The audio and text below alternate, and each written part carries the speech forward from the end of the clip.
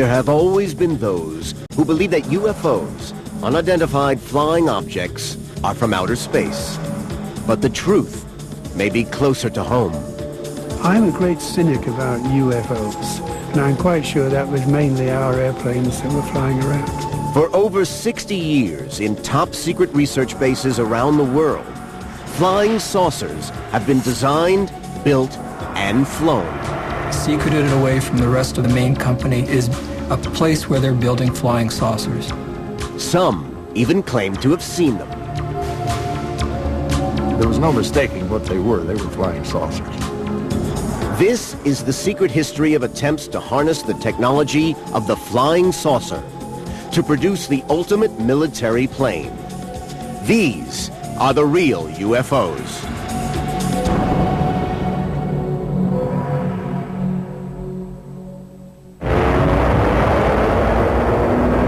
The story of the real UFOs begins in Nazi Germany. As victory in the Second World War was slipping from their grasp, German scientists were trying to perfect weapons that might turn the war in Hitler's favor. One of these was Victor Schauberger, an inventor who had produced models for a flying saucer. It had met the promise of a flying machine that could maneuver like a helicopter, but travel at supersonic speed undetected by the enemy. Schauberger's craft utilized a tornado-like vortex, which produced magnetic effects causing levitation. Victor was recognized by the German government, actually met with Hitler, and later was inducted into the SS and put to work further developing this flying saucer concept. He worked alongside a group of brilliant German engineers, including Rudolf Schriever, Andreas Epp, and Dr. Richard Miete. All produced highly advanced designs. The Germans actually had three separate developmental areas for flying saucers, one at Peenemünde, one at Breslau, and the other at Prague. At all these three facilities, flying saucers flew. The Germans had, in fact, gone far enough into development and testing that aircraft were in the air. And one company, Messerschmitt, and had flown a complete saucer-shaped aircraft. These pictures of the early prototypes resemble photographs of UFOs that would emerge in the coming decades. But this was not the world of science fiction. These were highly advanced UFOs. For the German military, this lethal weaponry was being developed to win the war. The battle for air supremacy in World War II dominated the military struggle in Europe. By 1944, the tide was about to turn against Germany and Hitler's Third Reich. And then on June 13th, a week after the Allied D-Day landings, Hitler unleashed his deadly secret weapons. Over a period of 2 months, thousands of V-1 jet-powered flying bombs attacked London. Some were shot down from the ground, others in the air. This deadly development in warfare technology was to start a whole new era of military aviation history. The use of flying saucer technology to produce even more efficient killing machines was to be the culmination of this research. During the Nazi period, we had a flowering of new thought, of scientific thought, of technological development. These scientists were freed up to do a lot of work. They developed science in every field that is relevant in our lives today, and as a matter of fact, we're still living off that carcass.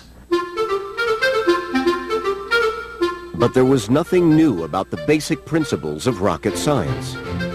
Since the 1920s and 30s, there had been an explosion of innocent enthusiasts experimenting with rocket propulsion across Europe and America. But what the Nazis were doing was anything but innocent.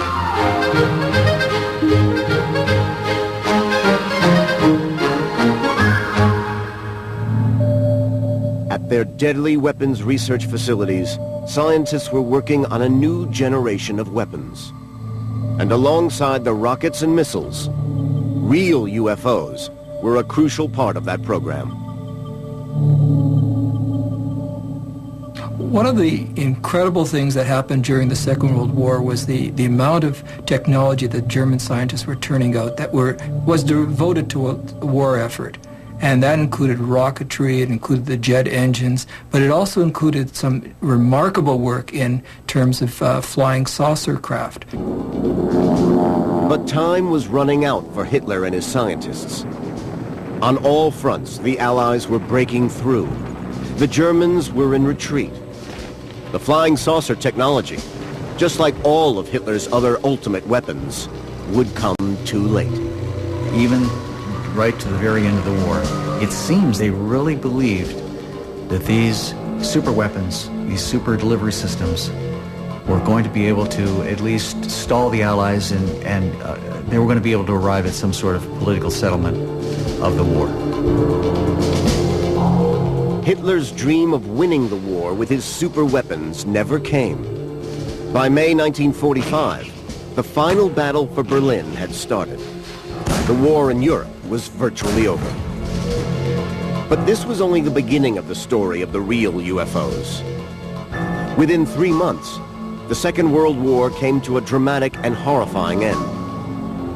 At 8:15 in the morning of August 6, 1945, the Enola Gay, a B-29 American bomber, dropped the first atomic bomb on Hiroshima.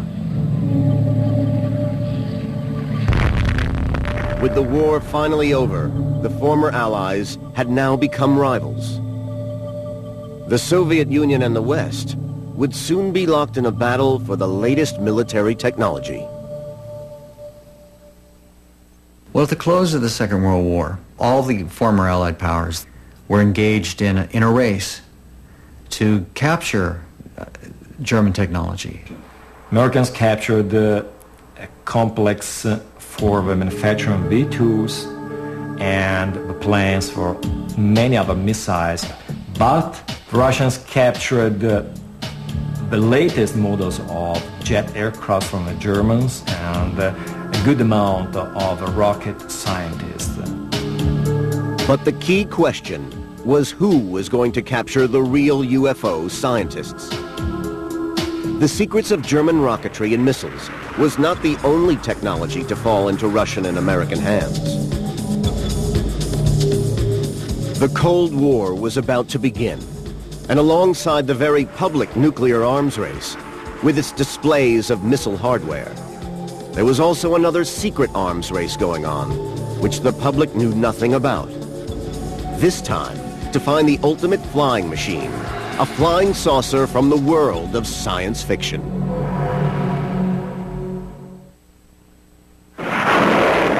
During the Second World War, there was a major technological revolution in jet propulsion, atomic physics, and real UFOs, flying saucer technology.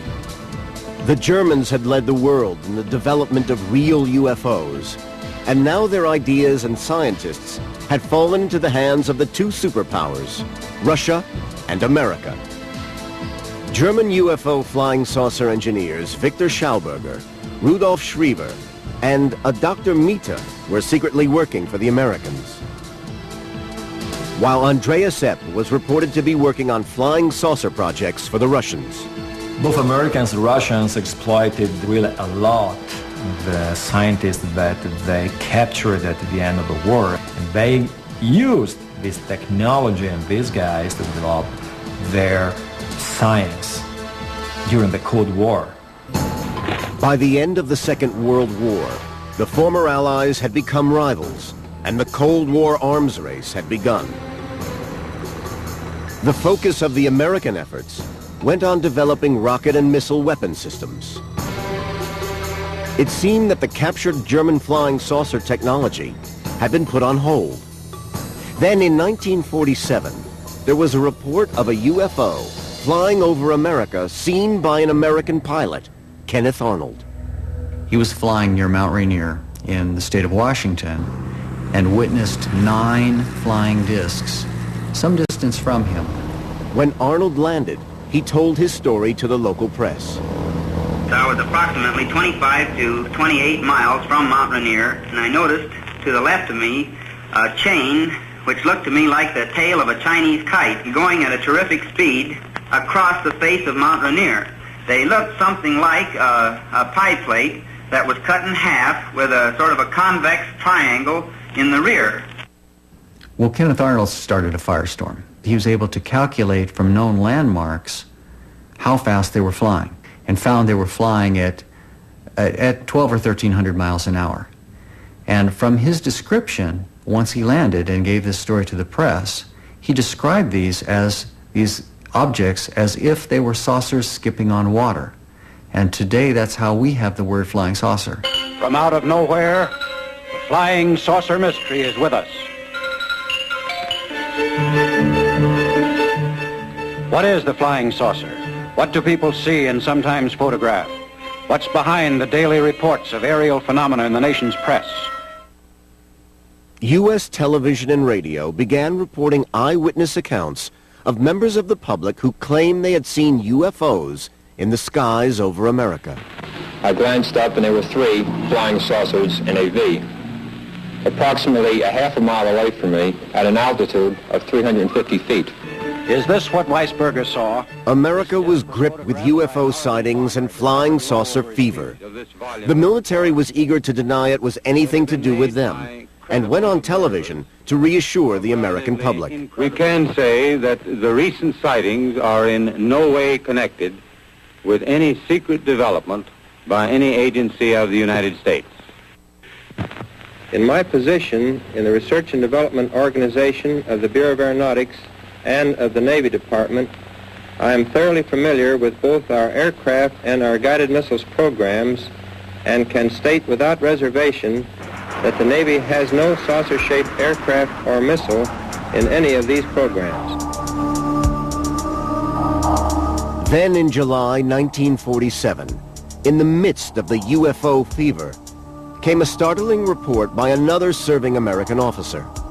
He announced to the press the discovery of remains from a flying saucer found in Roswell, New Mexico. Within hours, the story of the Roswell incident exploded around the world. The American military panicked. Again, they issued an official statement designed to reassure an anxious public, denying the remains were from a flying saucer. They maintained that it was simply a weather balloon. Behind all these American denials was a more ominous possibility for the military. Assuming the UFOs were not from outer space, flown by aliens, perhaps all these sightings were evidence of an enemy closer to home.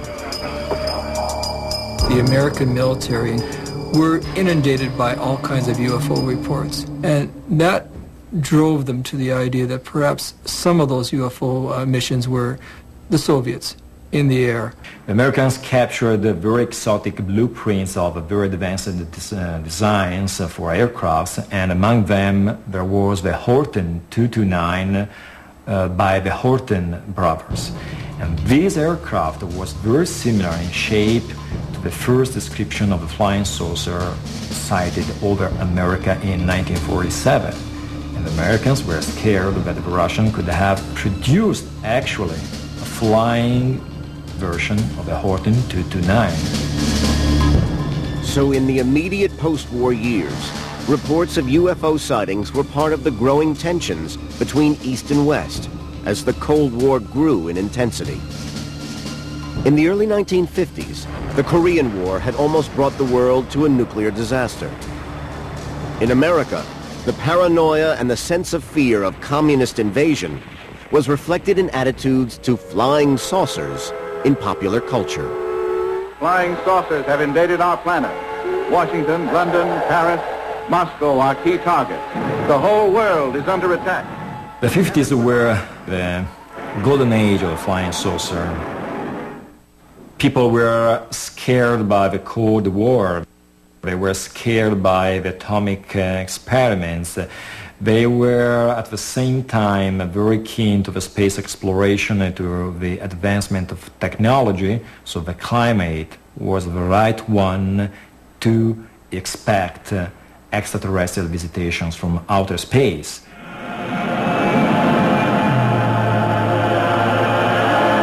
Gee whiz! Invaders invaders from Mars. He saw them land from outer space. He saw them capture innocent people only to destroy. But for the American military, the continued rumors and speculation was ideal camouflage for the real UFOs. All over the deserts of America were sites like Area 51, White Sands, and Los Alamos, where alongside missile tests and space programs, there were hundreds of other mysterious top-secret projects.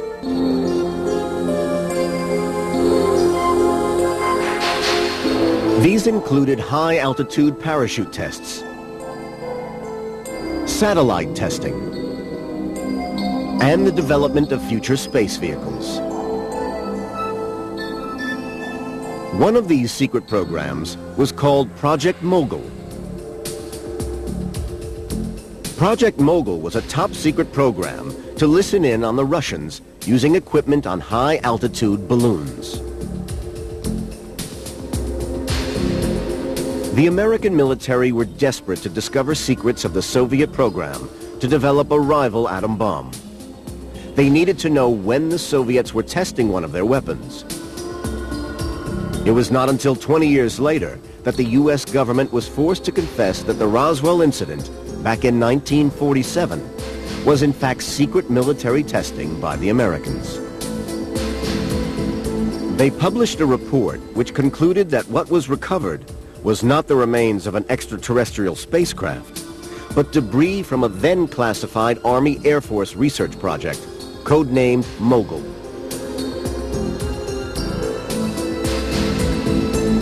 But there was good reason for the Americans to be frightened of the Russians.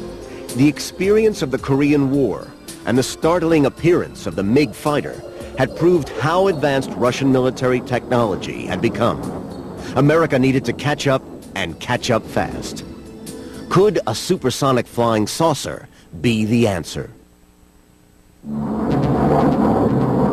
In the 1950s, the race was on to build the ultimate weapon, a radar-invisible supersonic aircraft.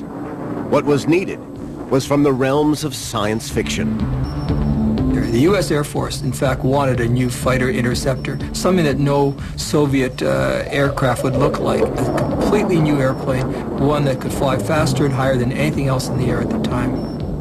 In 1953, the CIA discovered that Avro, the Canadian aeronautics company, was working secretly on a revolutionary aircraft, a flying saucer. This was the brainchild of a visionary British aeronautical engineer. The genius behind the Flying Saucer project was John Frost. He came from England as a designer on another project, but he soon became intrigued with the idea of taking flying saucers into the air. John Frost had been responsible for one of aviation's most innovative developments, the swept-wing tailless fighter. The inspiration behind John Frost's first ideas, in fact, came from his collecting a scrapbook of all the UFO reports that were being heralded all over the world. And through looking at every one of the reports, he began to start sifting them down to at least two possible sources. And one was man-made, and he traced it back to Germany. Frost was intrigued by reports of the Nazi flying saucers. In fact, we now have evidence to show that he is a participant in interviewing German scientists, and especially one, Mithe, who would work directly with German flying saucers. Dr. Mithe claimed that he had worked for over 10 years on the Nazi saucer program, and his team had actually built the flying prototype. Mithe showed Frost photographs, plans, and blueprints. Frost was convinced that he could turn Mithe's plans into reality. John Frost had the promise of something that no one else could deliver at that point, a supersonic, more than twice as fast as the speed of sound aircraft that could fly higher and faster than anything else out there and never needed a runway or any airfield to operate from. In 1952, the Canadian Avro Aircraft Factory concealed one of America's most highly classified and top-secret projects. John Frost set up a secret group called the Special Projects Group. It was based on men just like himself, engineers and technicians and scientists that would work on his own ideas and ideas that would in fact lead to the flying saucer projects. One of the aeronautical engineers who worked with John Frost on this revolutionary concept was David Garland. Well, John Frost was frightfully English. You know, he was a typical English gentleman from the public school system, but with tremendous experience in the aviation industry. I'd say his enthusiasm was infectious. No problem was too big. There's a solution to every problem. In fact, we don't have problems, we have challenges. And there were plenty of challenges.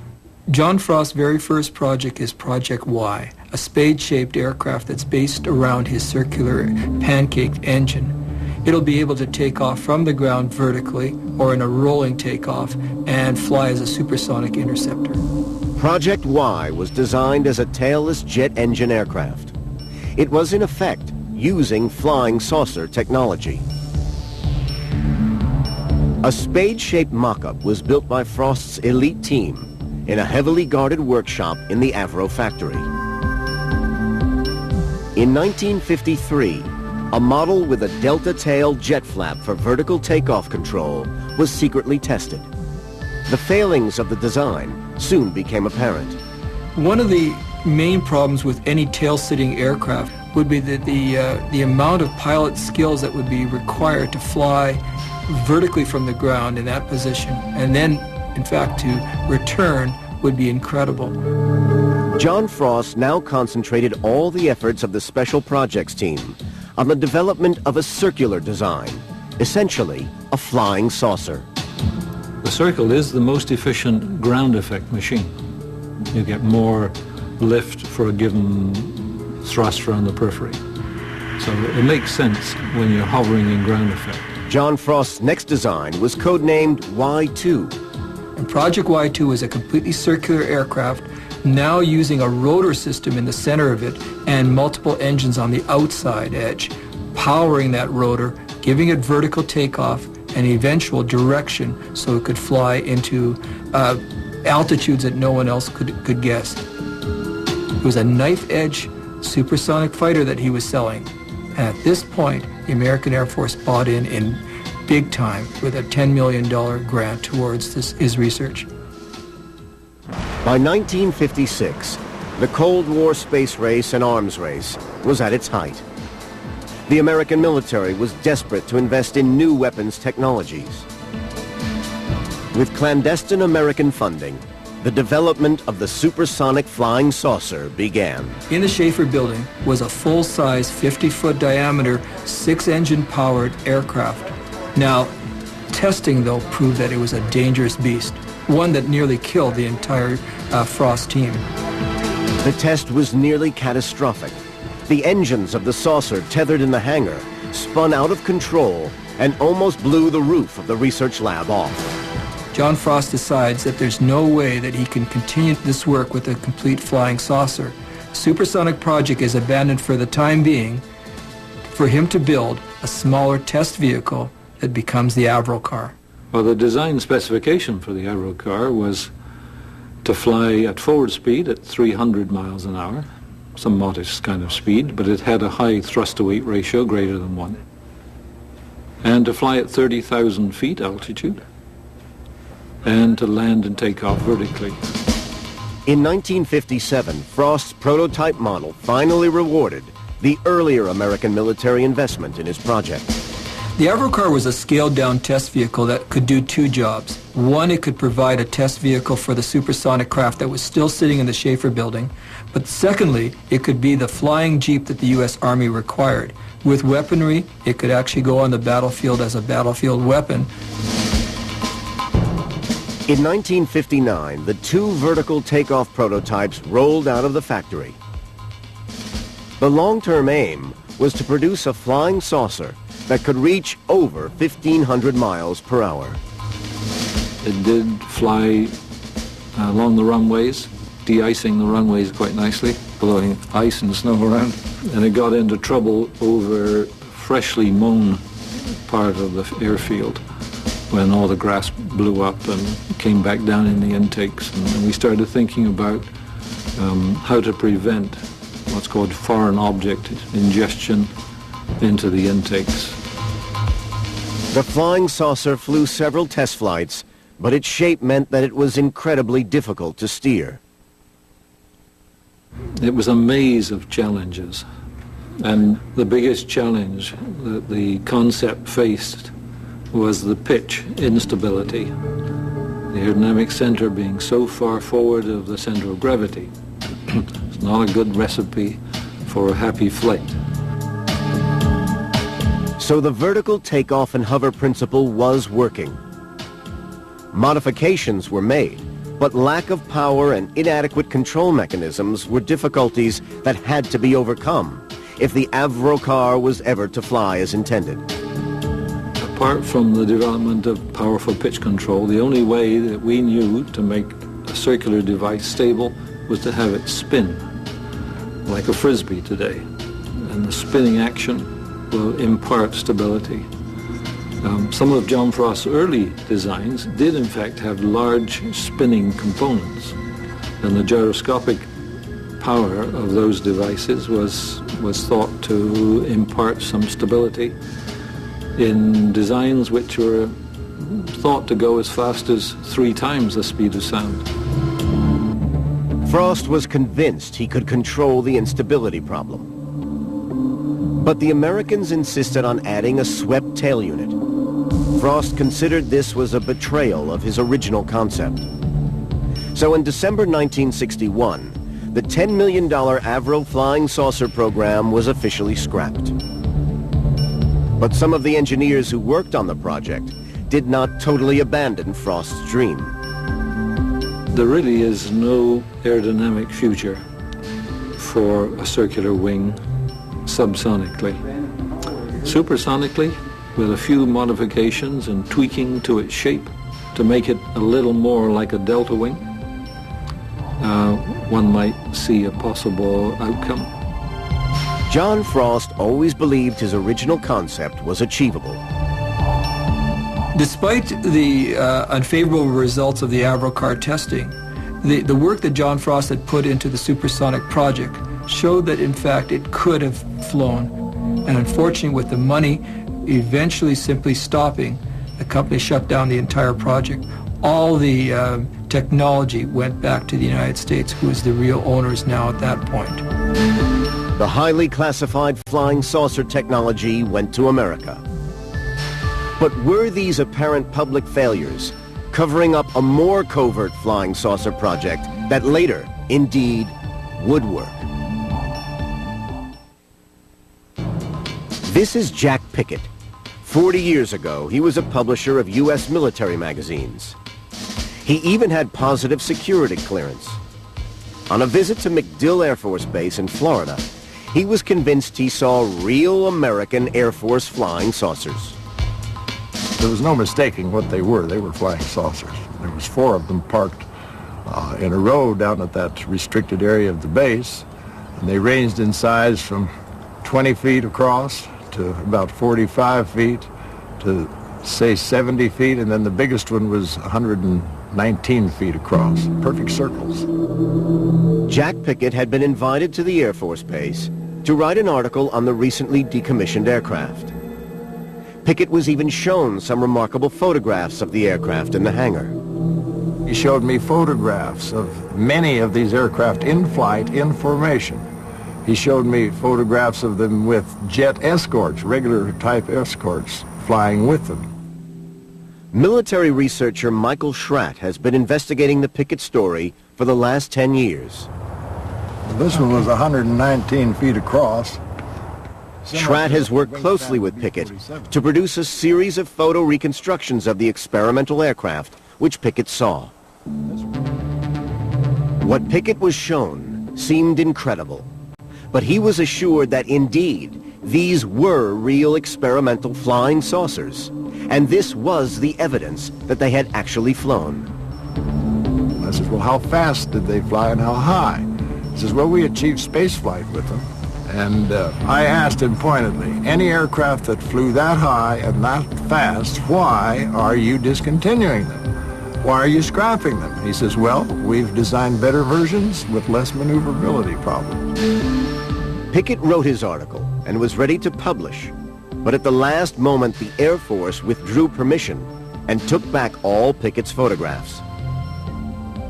He stands by his story and remains convinced of what he saw. Well, I saw the photographs of them in flight.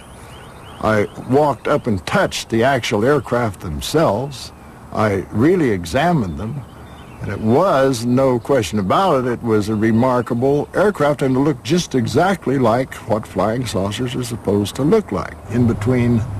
Michael Schratt is convinced by all the evidence that indeed Jack Pickett's story is true. I believe that these were the original, true, authentic articles because I've spoken to Jack for over 4 years now. He's remained consistent throughout, never changed his story. The aircraft that Jack kicked the tires on were capable of 15,500 miles per hour, and I think that's one of the reasons why it's still classified to this day. Pickett's claims came against a background of heightened Cold War tensions. At the beginning of the 1960s, American U-2 pilot Francis Gary Powers was shot down on a spy mission over the Soviet Union. In Europe, the Soviets had built the Berlin Wall, dividing east from west. And with the Cuban Missile Crisis, the world had come closer than ever before to nuclear catastrophe. This could be the beginning of the end for the... As in the 1950s, popular culture reflected the fear and paranoia of the times. And again, it latched on to the threat from outer space. The nations of the world mobilized their armed might, rushing to defend the Earth against the unknown weapons of the super race from the Red Planet. There was suddenly a wave of UFO sightings. We jumped out of the car and stood by the side of the road just as this thing passed over our heads, barely above the treetops. It was hovering over the house and it was moving side to side directly over this house. And as far as what it was, I wouldn't have the slightest idea. I've been researching UFOs for the last 25 years, and I do believe that most, but all of us, of the witnesses are reliable people having seen something strange in the sky. Most of the times they have seen man-made phenomena or natural phenomena, like weather balloons, planets, satellite re-entries, stuff like that. But there is actually a small but significant percentage of sightings that cannot find any explanation at this time. But there was one explanation for these mysterious UFO sightings, and it didn't involve extraterrestrial creatures. I'm a great cynic about UFOs, and I would say in a single sentence that practically every UFO, other than those that are being taken by using saucepan lids, every UFO other than those has probably been under contract to the U.S. Air Force. In the 1960s, Alan Brown was working at the Lockheed Secret Experimental Skunk Works in the Nevada desert. It was a time when both Russia and America were afraid of each other's nuclear strike capabilities. The Russians relied heavily on satellite technology to spy on the United States. The Americans invested mainly on manned surveillance aircraft. Lockheed had built the top-secret U-2 high-altitude spy aircraft, designed for covert surveillance over Soviet territory.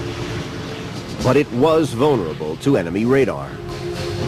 When the first U-2 was shot down over Russia by surface-to-air missiles, it was recognized even before that time that the U-2's life probably wasn't going to be very long because it was not designed from a stealth point of view, and it was seen that they would have to do something pretty drastic to make improvements. Flying saucer technology might produce the ultimate aircraft, one invisible to radar. A competition was started to replace the U-2. Lockheed, in fact, won the contract, and I was involved with that in an airplane called Have Blue.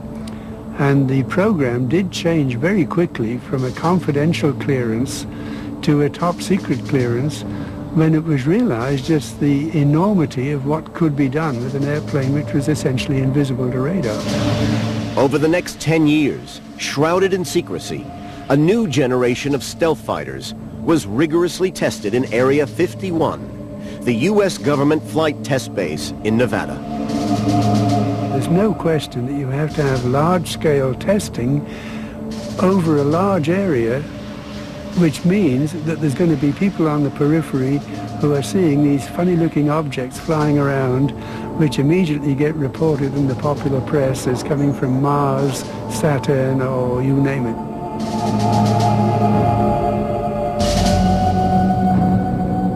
So Jack Pickett's story might be true. Throughout this period, it was the U.S. Air Force that was developing aircraft capable of evading enemy radar. Just what the pioneers of flying saucer technology always promised. What's more, 12 years later, there was another witness who seemed to confirm Jack Pickett's account. Warren Botts, an ex-8th Air Force pilot, saw an identical flying saucer aircraft hidden in a restricted hangar while visiting Wright-Patterson Air Force Base for a pilot's reunion. To my surprise, I saw this huge disc airplane and was almost wall-to-wall in circumference, and it was jet-powered from what I saw. I started to walk over to look at it, not thinking anything about it, and an armed guard stopped me and told me I'm not allowed to be in there. So I left, but I did see a large circular airplane in there. Michael Schratt now had personal testimony from a second witness of the highly classified flying saucer. He briefly described the exact same aircraft that Jack Pickett had seen it, and described other features that Jack didn't describe, and so when I put these two men together, then I knew I was dealing with a real subject. Despite much skepticism, Warren Botts, like Pickett, remains convinced. People that I spoke to since that time said it never existed, which I think they're wrong, because I know what I saw. I believe that we do have flying saucers. They did exist, and they do exist now. What both men had seen was remarkably similar to the final John Frost Aerocar design, which the American military had reported as abandoned. Many believe that far from being abandoned, research into flying saucer technology had continued. I think it's definitely being experimented today, because not only can get to your enemy completely unannounced, but you have radar invisibility, you've got the acoustic invisibility, no runways necessary, you have the potential to fly outside our atmosphere into space, and that is the holy grail that the U.S. Air Force always had wanted from the beginning. There still remains much classified material on the development of flying saucer technology. But by the end of the century, American scientists and engineers had fulfilled many of the hopes and dreams of flying saucers. A fighting machine that could travel at supersonic speed, undetected by radar, based not on a circular disc, but a pyramid.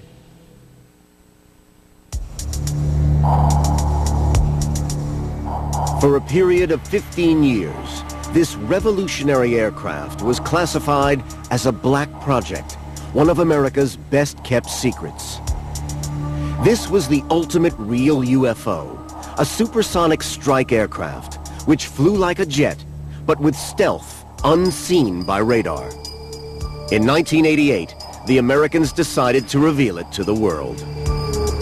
There's an interesting aspect to the reason why the F-117 was exposed to the public at the end of 1988. The airplanes had been restrained to only flying at night. So the pilots are stuck into this airplane on a totally dark airfield in the middle of Nevada. And we, in fact, did finish up losing a couple of pilots by just purely being disoriented in night flying. At that point, the Air Force decided it had better start flying during the day, and if it was going to do that, it was going to give some indication of what was flying, so we weren't going to get a whole raft of more UFO reports. In order to evade radar and surface-to-air missiles, the Lockheed stealth fighter, the F-117, adopted some of the concepts of the flying saucer. Principally, the idea of the shape of the aircraft determined its visibility to enemy radar. We got a radar cross-section that was substantially better than anybody ever expected. And the main reason was that we took a different approach to analyzing stealth than had been done in the past, and found out that basically a very shallow pyramidal shape with highly swept back edges gave a much lower cross-section than anything had been done before. Within 1 year of the stealth fighter being declassified, the Soviet Empire began to disintegrate. On November the 9th, 1989, with the collapse of the Berlin Wall, the borders between East and West Germany were opened. The Cold War effectively had come to an end. But it wasn't long before the stealth fighter saw its first combat, spearheading the assault against a new enemy in the Iraq War. Its invisibility to radar, combined with precision bombing, shocked the world. We could go in there, drop the bombs exactly at the altitude we wanted to with enormous precision, and take out exactly the targets we needed without being seen. And the whole of the Gulf War in the 1991 period was conducted where we had thousands of sorties and we didn't even get a scratch on one of our airplanes. The unique abilities of the stealth fighter were demonstrated in the Gulf War, but there remained one basic failing. It had to be designed around the needs of a pilot. Future fighting machines are going to be pilotless. I think the cost, politically and morally, of losing highly trained crew these days seems to point in the direction of UAVs, unmanned aerial vehicles. There is nothing new about the concept of pilotless aircraft. From the early days of flight, many have experimented with the idea. Some with a degree of success. The development of unmanned spaceflight has opened up future aviation possibilities. The biggest issue in the future is certainly unmanned aircraft. And we can also go down to miniaturized airplanes, which are the order of 6 inches in diameter, and fly those into buildings. And in fact, the whole scope of what can be done in the future is just enormous. It's mind-boggling. The future is, perhaps, in this new generation of flying machines. The latest Sikorsky Aerobot is capable of high-speed hovering, vertical takeoff, and landing.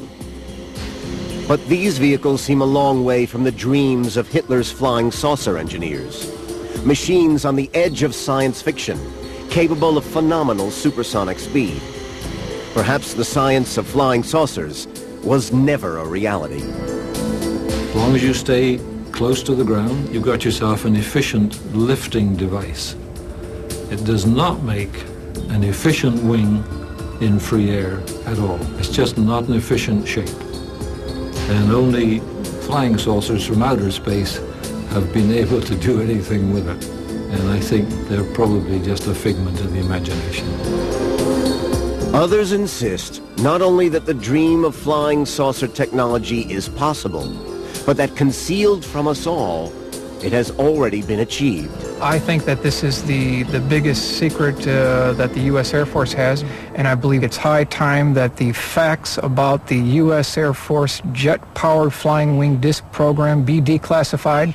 There's absolutely no threat to the national security, and it's time that this bird come into the light.